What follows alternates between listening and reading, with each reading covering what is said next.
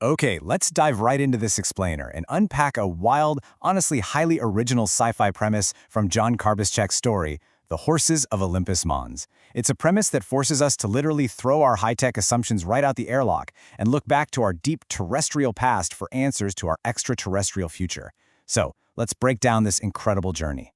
The entire story hinges on a massive high-stakes dilemma. Imagine this. Humanity is on Mars, and they make a groundbreaking discovery.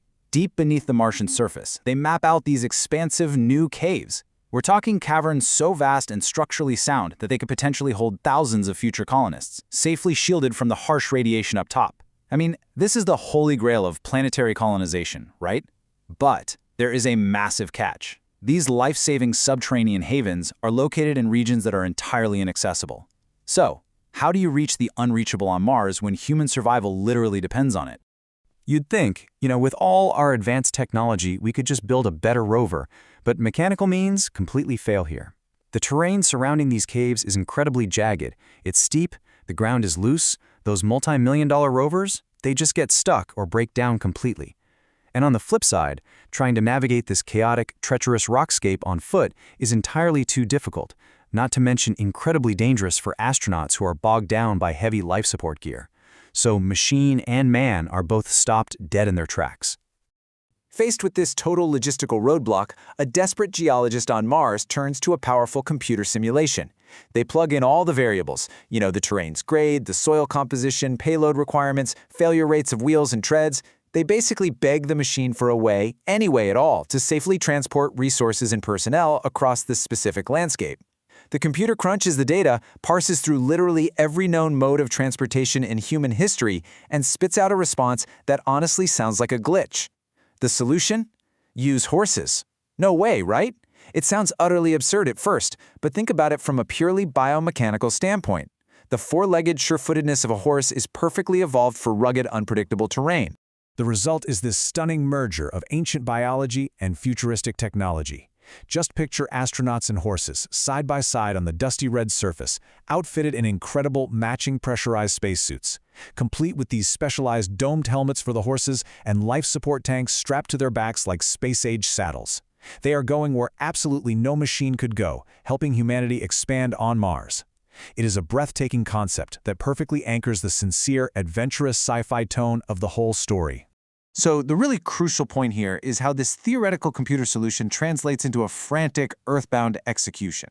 Because obviously the space agency can't just teleport a couple of farm animals to the red planet. Suddenly they're faced with these massive logistical hurdles. Step 1. Identify and procure 2 horses with the perfect temperament and physical stamina for space travel. Step 2. Comb through the astronaut corps or recruit from the outside to find exactly 2 individuals who possess elite astronaut qualifications and deep professional equestrian experience. And then Step 3. Put this incredibly unique team together and train them to operate as a single cohesive unit in zero gravity and simulated Martian environments. Now this execution has to happen at a breakneck pace because they are fighting a rigid astronomical clock. From day 1 of the mission's inception, they are racing toward a hard deadline, which is the Mars transit window.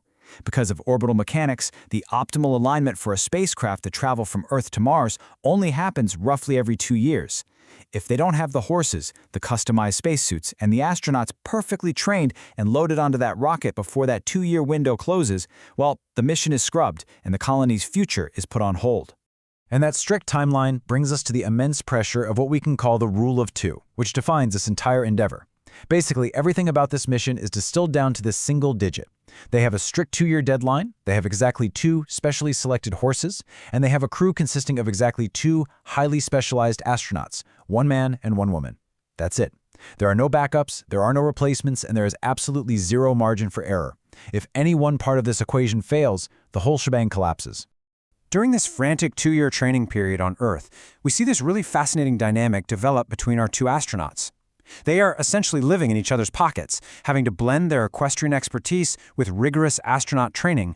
They push through grueling physical conditioning, testing the custom horse suits in giant vacuum chambers and huge underwater facilities.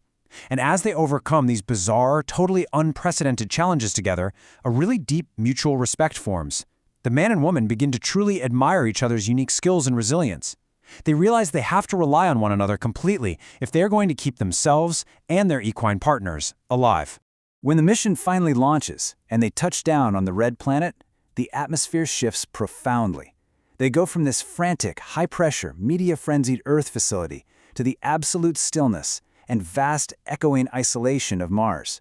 The ticking clock of the launch window is finally behind them, replaced by the slow, deliberate, and, frankly, dangerous work of navigating the Martian frontier. The entire pacing of their lives changes, which gives their newly forged partnership room to really breathe. And in that vast emptiness, something remarkable happens. Isolation becomes the perfect catalyst, transforming their professional respect into a profound connection. Think about it. When you are millions of miles from Earth, working in a solitary, high-stakes environment where a single suit puncture means instant death, your perspective naturally shifts. The professional boundaries that define their Earth training begin to dissolve. They're the only two humans sharing this completely unique, beautifully bizarre experience of riding horses across an alien world. So naturally, this extreme shared reliance and deep admiration evolves. The relationship between the man and the woman grows organically from a highly effective professional partnership into a genuine romantic love interest. It's just a beautiful evolution, finding deep human connection in the most desolate, disconnected place imaginable. Their bond becomes just as vital to their survival as their oxygen tanks. They are navigating not just the physical terrain of Mars, but the emotional terrain of falling in love out in the void of space. But a peaceful, romantic ride isn't the end of their mission. As they successfully map the new caves and prove the geologist's crazy computer model right, the narrative tension spikes once more. They receive new orders for the grand finale of their expedition. They are called upon to take their horses and their finely tuned partnership to the ultimate test. They must navigate toward the most imposing geographical feature in the entire solar system, which will test their physical endurance, their customized gear, and their powerful new bond. Their final objective brings them to the story's thrilling climax, Mars's tallest peak, the extinct caldera of Olympus Mons. The scale here is absolutely awe-inspiring. This isn't just a mountain, it's a shield volcano roughly the size of the state of Arizona, and its summit crater is incredibly difficult to navigate. The astronauts and their horses must conquer the rugged, towering rim of this extinct caldera. It is the ultimate synthesis of the story's themes, a fragile, ancient biological partnership ascending the most massive and unforgiving geological feature in our planetary neighborhood. This incredible journey leaves us with a fascinating question to ponder. Could ancient, seemingly low-tech solutions actually hold the key to our futuristic interstellar survival? The Horses of Olympus Mons takes a scenario where advanced mechanics totally fail and suggests that the biological tools we've relied on for centuries right here on Earth might just be the exact things we need to survive out there in the stars. It completely flips our expectations of what space exploration looks like. Thank you so much for joining me for this explainer. It's a brilliant reminder that sometimes the best way to move forward is to look back. So what do you guys think?